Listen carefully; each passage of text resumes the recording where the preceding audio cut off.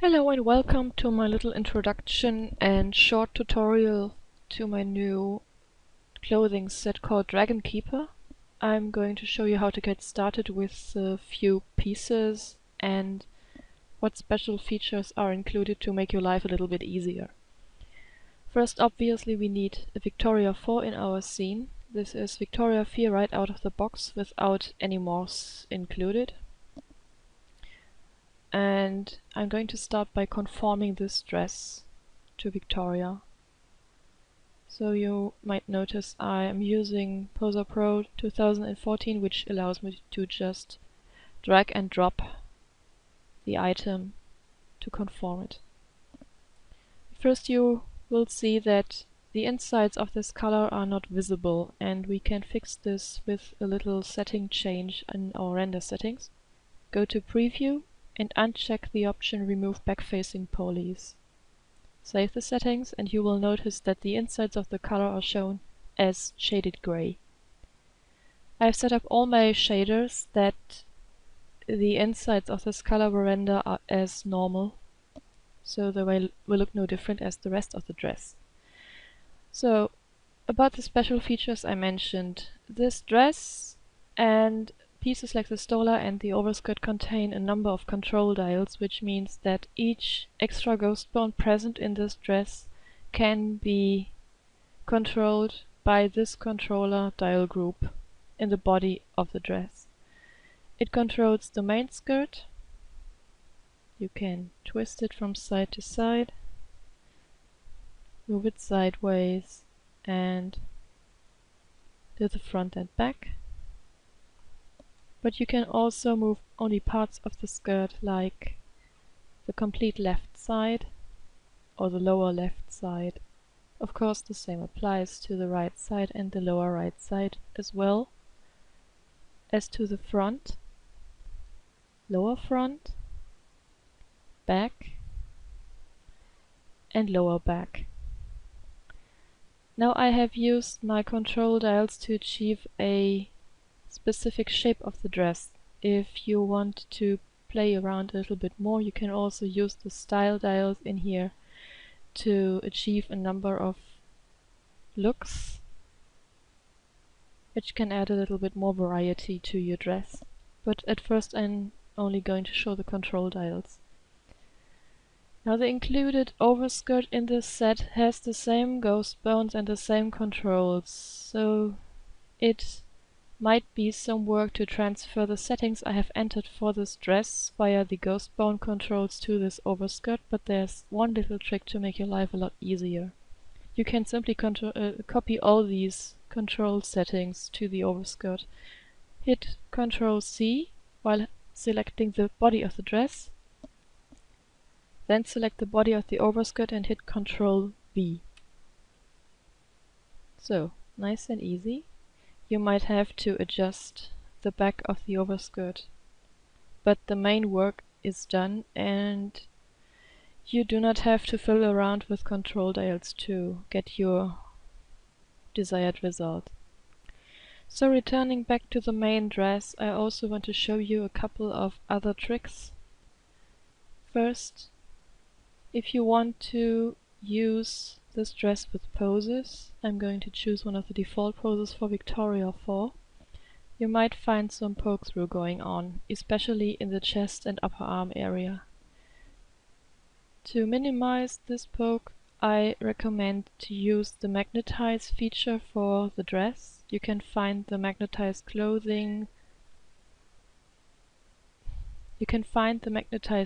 options under DAS Victoria 4 in your poses folder. Select the dress and click on the first icon which says magnetize to V4. Now you see the poke through on the breasts has disappeared, but we still have something here up on the shoulders and the armpits. And to get rid of those, we will use the adjustment dials, which are created specifically to get rid of these pokes. First I'm going to apply the arm base fixer.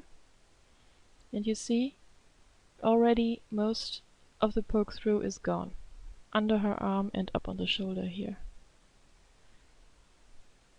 There are a couple of different zones which can be adjusted to the dress. Simply scroll down this style section to find what you need for your specific pose. As shown before, this dress can now be adjusted to Victoria's pose with the control dials. Now what I need is the lower right side to move to the side slightly to cover her lower leg. I'm going to move it to the side and a little bit back. Maybe the second lower back part will help me with this as well. Alright, now I think this is looking good as a starting pose. Now you already have this little bit of poke going on here on the elbow, but I can also use this elbow dial to fix this.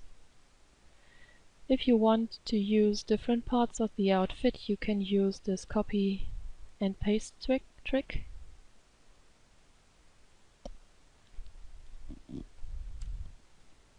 To transfer your dial settings and also a few morph settings to different parts of this clothing set. Another part of the outfit which also contains ghost bones is the stola. You might notice that when conformed to a posed Victoria force, sometimes the side parts of the stola may stay a little bit too close to her upper arms. And you can change that by moving away her shoulder parts from her upper arms. I have included shoulder and back dials to adjust upper arm settings and back of the stola parts. Alright, now we go to the back of the stola where we have some poke going on here in this area. I'm going to move the stola a little bit to the side and to the back. Best play around a little bit with the dials to find out which dial does what. You can combine the ghost bone settings with a number of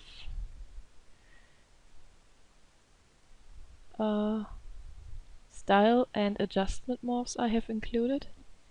Especially in the dress you will find a few nice styling options like the jagged morph, which will add a wavy hemline or let the bottom flare out a little bit. If you want to adjust the overskirt to this, I recommend using the control dials in the overskirt, like the lower front bone to move this out of the way,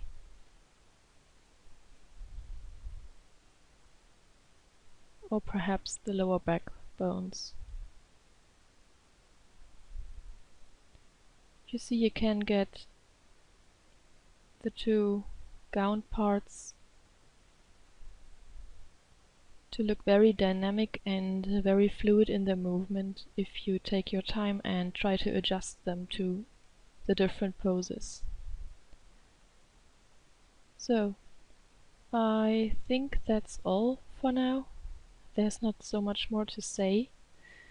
All the figures of this dress are conforming, only the staff is a different matter. It loads in 0 position and it has to be parented to one of Victoria's hands if you want to use it in a pose. The staff flare is a conforming item that has to be conformed to the staff itself, but I have also made mention of this in my text readme which comes with the product. So that's it. I wish you a lot of fun playing with this outfit of mine and feel free to leave comments or feedback. Thank you, bye!